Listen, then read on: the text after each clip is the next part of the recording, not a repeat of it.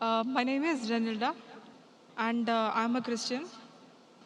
Since a long time, I've been having conflicts with myself. The questions that I would like to ask today are mostly like maybe assumptions or like things what I've been influenced from people. Like my first question, it's about pig. Uh, Basically, I would like to know what exactly is the meaning of haram.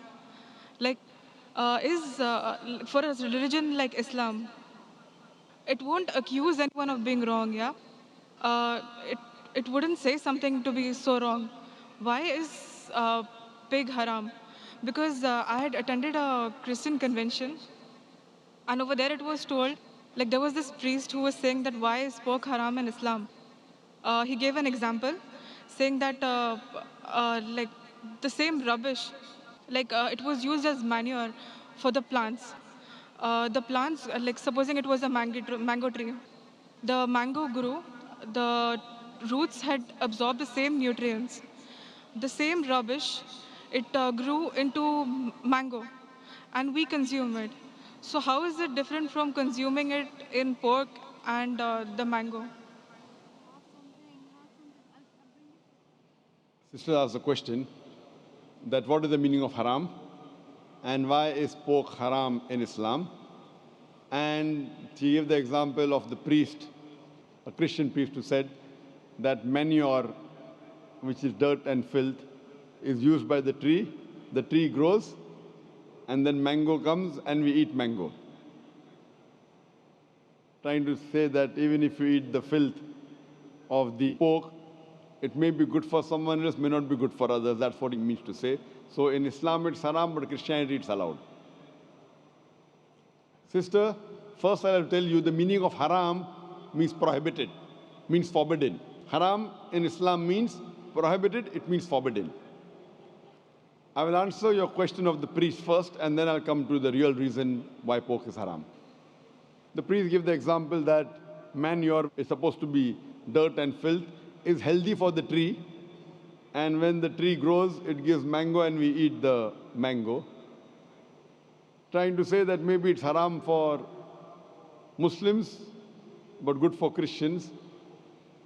If you compare the manure, which is filth for the human beings, it may be good for the plants, because plants and human beings are two different beings.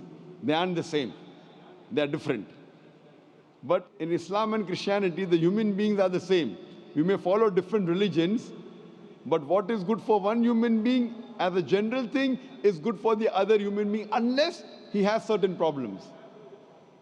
For example, if he has diabetes, then sugar may not be good for him, but normally sugar is good. It gives you energy. Unless he has some problem, then it may not be good for him. But as far as general human beings are concerned, the rule for all the human beings, what is good and bad, is the same. So you can't give the example of manure is good for some and not good for other. What we have to see, we have to go to the guide. What does the guide tell us? And we'll try and analyze what does the guide tell us. The guide in Christianity, it is the Bible. The guide in Islam is the Quran. When we read the Quran, there are no less than 4 different places where the Quran says pork is prohibited. Allah says in the Quran in Surah Baqarah chapter 2 verse 173, in Surah Ma'idah chapter number 5 verse number 3, in Surah Anam chapter number 6 verse number 145, and Surah Nahl chapter number 16 verse number 115, Hurrimat alaykumul maytutu waddamu walamun khinzir, wama uhilla li ghayril bi. Forbidden for you for food are dead meat, blood, the flesh of swine, and any food on which any name besides Allah's name is taken. So your Quran says in no less than 4 different places that eating the flesh of pig, pork, is prohibited. Similarly, if you read the Bible in no less than 3 different places says pork is prohibited. Bible says in the book of Leviticus, chapter number 11, verse number 7 and 8, that thou shalt not eat the flesh of swine, nor touch its carcass. It's unclean for you. A similar message is given in the book of Deuteronomy, chapter number 14, verse number 8. Though the swine has cloven foot and it chews not the cud, it is unclean for you. Similarly, it's mentioned in the book of Isaiah, chapter number 65, verse number 2 to 5, that you should not have the flesh of swine. So Bible says in no less than 3 different places that you should not have the flesh of swine. And Jesus Christ, peace be upon him, said in the Gospel of Matthew, chapter number 5, verse number 17 to 20, that think not that I have come to destroy the law of the prophets. I have come not to destroy but to fulfill. For anyone who breaks one of the least commandments shall be called least in the kingdom of heaven. That means if you break one law, one jot or tittle from the Old Testament, you shall not enter Jannah. So as a Christian, if you believe in the Bible, then eating pork is prohibited for you, is forbidden for you, is haram for you. If you are a Muslim, if you believe in the Quran, it is prohibited. If you do not believe in the Bible or do not believe in the Quran, let's analyze what does today's reason and logic and science say about pork. Today's science tells us that if you have the flesh of swine, there are chances that you may have no less than 70 different diseases. You can have pinworm, you can have roundworm. The most dangerous amongst all these diseases, it is tapeworm. It's called as Taenia solium. And it harbors in the intestine and is very long. Even if you cook the food very well, the eggs, the ova of Taenia solium does not die. And from the intestine, via the bloodstream, it can go to almost all the organs of your body. It can enter the eye and cause blindness. It can enter the heart and cause heart attack. It can enter the brain and cause brain damage. And by the time you realize you're suffering from the disease, it's an irreversible damage done. Furthermore, today science tells us that when you eat pork, it is more of fat-building material rather than muscle-building material. That's the reason most of the people who are regular pig eaters, they have got tires, they have got flaps.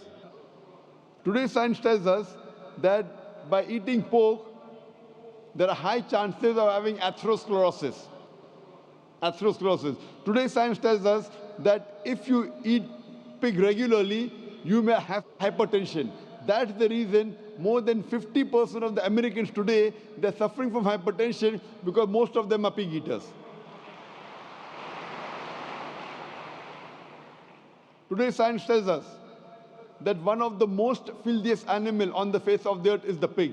Wherever you find dirt and filth, you'll find the pig there. Today science also tells us that pig is one of the most shameless animal on the face of the earth. Pig today is one of the most shameless animal on the face of the earth. It enjoys seeing its spouse, seeing its mate have sex with his friend. In the Western countries, we have dance parties. After dance parties, we are swapping of wives. You sleep with my wife, I sleep with your wife. Do you think it's modest? And there is a scientific thing that you eat pig and you behave like pig.